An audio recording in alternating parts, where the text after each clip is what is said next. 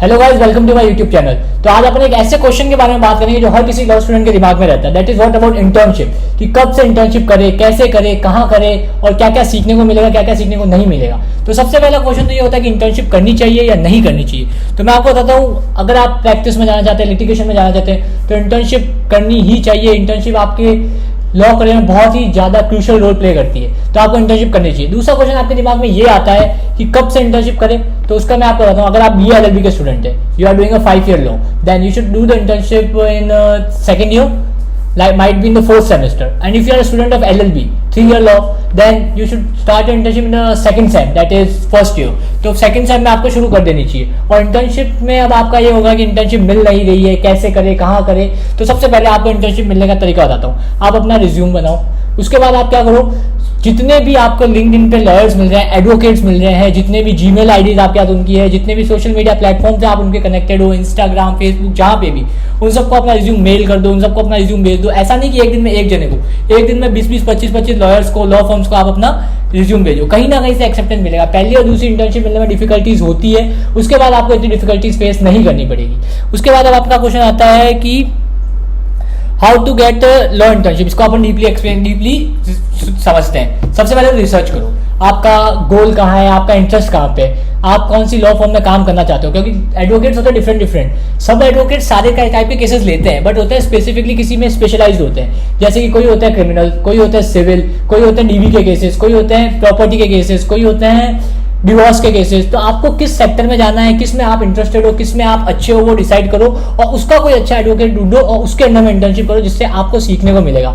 ऐसा नहीं है कि सिर्फ वही चीज सीखनी है, सीखना सब कुछ है, बट स्पेसिफिकली उस पर थोड़ा ज्यादा ध्यान दो, जिससे आपका इंटरेस्ट है, जहां आप समझते हो कि मैं ये ज्यादा चीज अच्छे से कर सकता हूँ, उसको ज्यादा अच्छे से सीखे। सेकेंड चीज पे आता हूँ मैं। तो सब जैसे कि आप बात कर रहे थे अपन नेटवर्किंग, आप अपना नेटवर्क बनाओ, आप अपने स्टूडेंट से बात करो, अपने कलीग से बात करो, अपने कॉलेज फ्रेंड से बाट करो, और जितने भी लोग हैं जो आपसे लीगली कनेक्टेड है लॉ सेक्टर में, नॉट ओनली एडवोकेट्स, क्लर्क्स, जिनसे भी आप कनेक्टेड हो, अपने वहाँ सबसे बात करो। Try to get in touch with them, और उनसे कोशिश करो कि वो आपको इंटर्नशिप दिला सके। जहाँ आपके सीनियर्स, जहाँ आपके जूनियर्स कहीं पे इंटर्नशिप कर रहे हैं और आपको नहीं मिल रही है, तो आप उनके थ्रू कोशिश करो कि आपको वहाँ मिल जाए। तो ये एक चीज़ है जो आपको इंटर्नशिप दिलाएगी, और पहली और दूसरी इंटर्नशिप आप मिल जाए, उसके बाद तो कोई दिक्कत नहीं आती है। उसके बाद आपको मैं बताता हूँ इंटर्नशिप में करना क्या है। जैसे अगर आपको इंटर्नशिप मिल गई, तो अब आप ये बोलेंगे इंटर्नशिप में सीखने को नहीं मिलता। इंटर्नशिप में बहुत से स्टूडेंट्स की करी होती है कि हमको सीखने को ही नहीं मिलता, हमको कोई एडवोकेट सिखाता नहीं है। तो सबसे पहले तो कोई चीज़ आपको देखो, पहले जहाँ आप इंटर्नशिप कर रहे हो ना, कोई भी जना फर्स्ट जनरेशन एडवोकेट के पास इंटर्नशिप नहीं करता है। मेनली लोगों का फोकस क्या होता है, एक अच्छे एडवोकेट के पास इंटर्नशिप करे जो वेल सेटल्ड हो।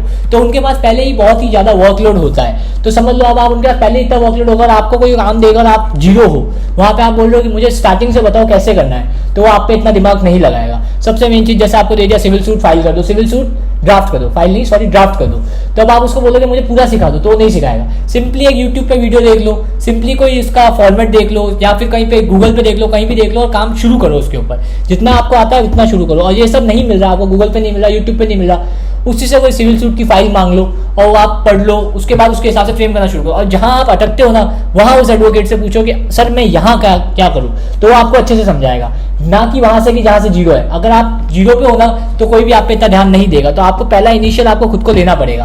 पहले जो 10-15 दिन इंटर्नशिप के होते हैं ना, वो वेरी क्रूशियल होते हैं, बहुत इंपॉर्टेंट होते हैं। वहां से आपको एडवोकेट को पता चलता है कि आप कितने इंटरेस्टेड हो, आपको काम कितने में कितना मजा आ रहा है, और आप काम करना चाहते हो या नहीं चाहते हो।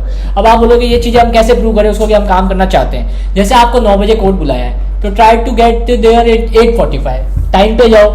9 बजे अगर आपका सीनियर आ रहा है, तो आप वहां पे उससे पहले होने चाहिए, या आप उसकी गुड बुक्स में आओगे। जैसे आपको कोई ड्राफ्ट का काम दिया है तो आप करो। छोटे छोटे काम भी अगर वो आपको दे रहा है ना, जैसे उसने आपको बोल दिया सर्टिफाइड अप्लाई कर दो, तो जाके कर दो। ये मत सोचो यार कि यार क्लैरिकल वर्क है मैं क्यों करूँ, कर दो, कोई दिक्कत नहीं। उसने आपको बोल दिया पंचिंग मशीन से पेपर पंच करके एक फाइल बना दो, कर दो। इससे आप उसकी गुड बुक में आओगे। जैसे ही आप उसकी गुड बुक में आओगे, आप उसको आपको अच्छे काम देना शुरू करेगा, रिसर्च देनी शुरू करेगा, ड्राफ्टिंग देनी शुरू करेगा। This is the things you need to learn.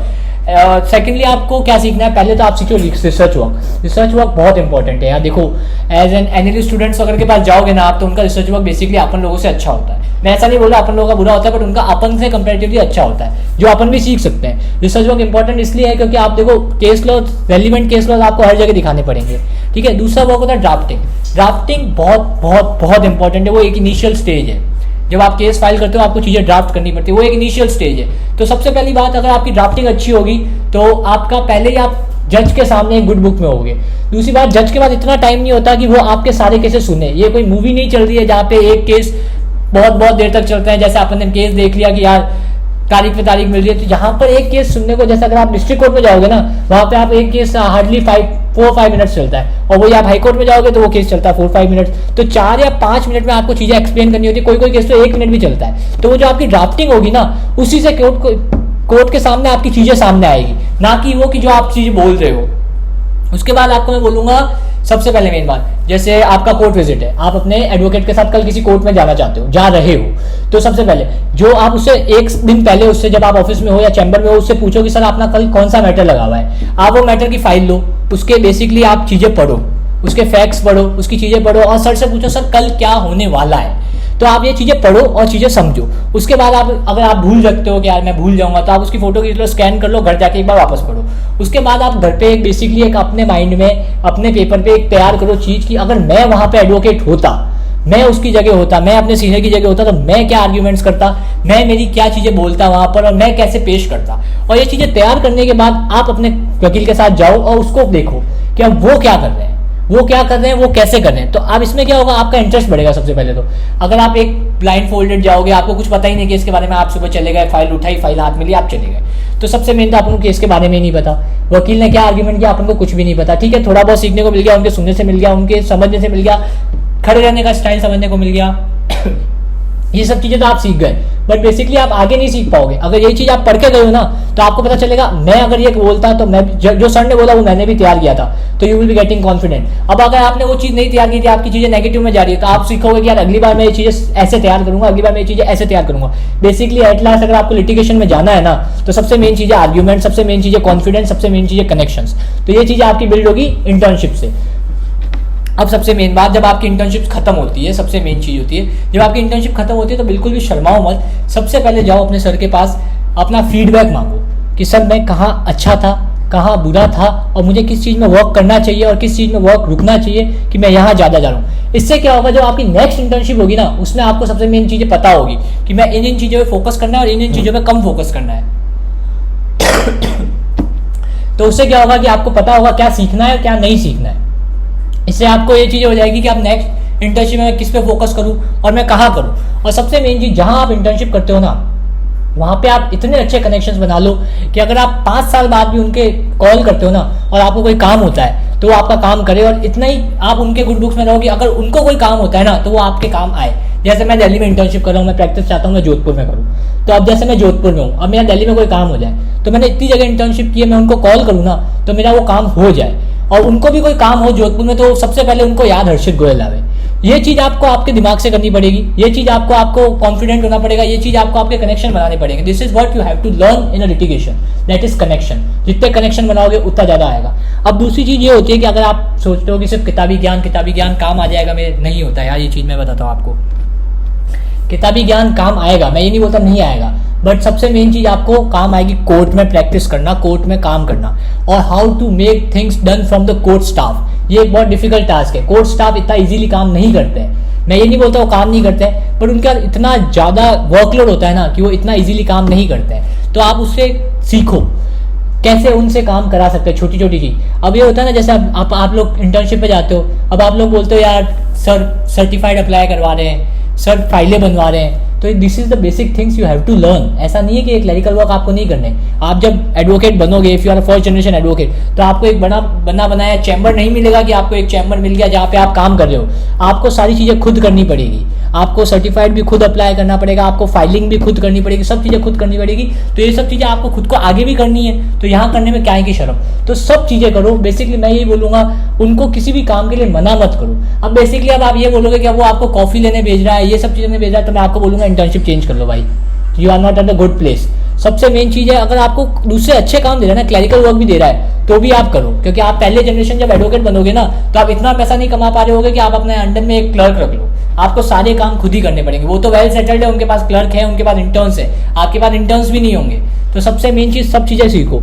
दूसरी चीज़ ये होती है कि फाइलिंग, जहाँ भी इंटर्नशिप करते हैं ना अपन, फाइलिंग बहुत रेयरली सीखने को मिलती है। जहाँ तक मैंने की है ना, उसमें मैं बता रहा हूँ मैंने इतनी फाइलिंग वर्क नहीं सीखा, फाइल कैसे होता है केस, और बेसिकली लॉ स्टूडेंट्स को पता भी नहीं होता है कि केस को फाइल कैसे करना है। समझे आप? जैसे अगर आपके पास केस आ गया, आपके पास एक क्लाइंट आ गया और उसने बोला ये करना है, आपने एक उस पर रिसर्च कर ली, उस पर आपने समझ लिया मेरे को ये बोलना है, मैं ऐसे ऐसे ऐसे जाऊँगा, बट सबसे मेन चीज़ आप केस फाइल कैसे करोगे। तो ये चीज़ों के लिए क्या होता है, अब आप अपने एडवोकेट से बेसिकली आप यूट्यूब पे भी सीख सकते हो, बट मेनली मैं वहाँ पे सीखने के इसलिए बोल रहा हूँ, वहाँ एक चीज़ है यहाँ पे सीखना और एक चीज़ें होता है प्रैक्टिकली सीखना। These are two different things. Practically वो चीज़ सीखना बहुत जरूरी है। तो आप क्या होता है अपने एडवोकेट के पास बैठे हो, जैसे अभी टाइम है हियरिंग के बाहर बैठे हो, ठीक है, या फिर जूनियर एसोसिएट के पास बैठे हो, उनसे पूछो सर कि सर सिविल सूट कैसे फाइल करते हैं, तो वो आपको चीज़ें बताएंगे। तो एक बहुत लंबा प्रोसेस होता है जिसके बारे में अभी बात नहीं करूंगा, तो वो चीज़ें आपको धीरे पता चलेगी। तो जैसे बेसिकली मैं आपको 4-5 चीज़ें वापस आपको टिप पे करवा देता हूँ। सबसे मेन चीज़ आपकी इंटर्नशिप लग जाए जब, आप एक दिन पहले वो फाइल पढ़ो, समझो और अपने आर्ग्यूमेंट्स बनाओ, और उस बेसिस पे ये सीखो कि आप कितने सही हो कितने गलत हो अगले दिन आर्ग्यूमेंट सुन के। दूसरी चीज़ उस पर रिसर्च हो, रिसर्च जितना आपको मिलता है ना उतना करो। ऐसा नहीं है कि मैंने आज दिन की 2 रिसर्च कर दी कि अब मैं नहीं करके दूंगा, करो। जिससे क्या होगा, आपका चीज़ें अच्छी होगी कि मैं कहाँ से क्या रिसर्च कर सकता हूँ। अपन को लगता है कि गूगल पे टाइप कर दिया मिल जाएगा, नहीं मिलता भाई। बहुत सी बार ऐसा होता है कोई रिसर्च वर्क मिल जाता है 4-4 घंटे में आपको एक भी जजमेंट नहीं मिलती। तीसरी चीज़ सीखो ड्राफ्टिंग। ड्राफ्टिंग मैंने आपको इंपॉर्टेंस बता दी, ड्राफ्टिंग की इंपॉर्टेंस बहुत ज़्यादा है, क्योंकि ड्राफ्टिंग एक इनिशियल स्टेज है किसी भी सूट का, किसी भी केस का। तो जितना अच्छा ड्राफ्ट करोगे ना उतना अच्छा गुड बुक्स में आओगे। चौथी चीज कनेक्शंस। कनेक्शंस बनाओ, ऐसा नहीं है कि सिर्फ ये लॉयर्स से कनेक्शन बनाओ, इंटर्न से बनाओ, कोर्ट स्टाफ से बनाओ, जिससे आप बना सकते हो उससे बनाओ, और साथ साथ इंटर्न से भी बनाओ। इंटर्न से बनाओ, आपको क्या होता है, इंटर्न से क्या सीखने को मिलेगा आप सोचोगे।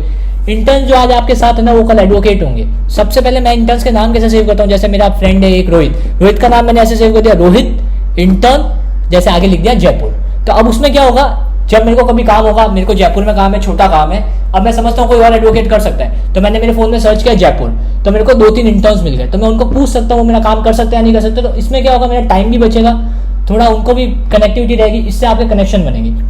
सबसे कनेक्शन बनाओ। चौथी चीज कॉन्फिडेंस। कॉन्फिडेंस गेन करने की कोशिश करो, क्योंकि सारा खेल कॉन्फिडेंस का है भाई, सारा खेल लिटिगेशन में कॉन्फिडेंस का है। आप जितने कॉन्फिडेंट खुद दिखोगे ना उतने ज्यादा आपको आपके क्लाइंट्स मिलेंगे। सबसे पहले अगर आप ही कॉन्फिडेंट नहीं होगे तो आपका क्लाइंट आप पे कॉन्फिडेंस कैसे करेगा। सबसे मेन तो कॉन्फिडेंस तो क्लाइंट को दिखाना पड़ेगा ना। आप कॉन्फिडेंट हो तो आपका क्लाइंट भी कॉन्फिडेंट होगा, और आप कॉन्फिडेंटली वहाँ पे जाओगे, आप आर्ग्यूमेंट्स करोगे, तो उसमें आपका कॉन्फिडेंस देख के, आपके आर्ग्यूमेंट देख के जज भी आपसे खुश होगा, और शायद आपका केस आपके फेवर में पड़े। This is the all things you have to take care while doing an internship. Thank you so much.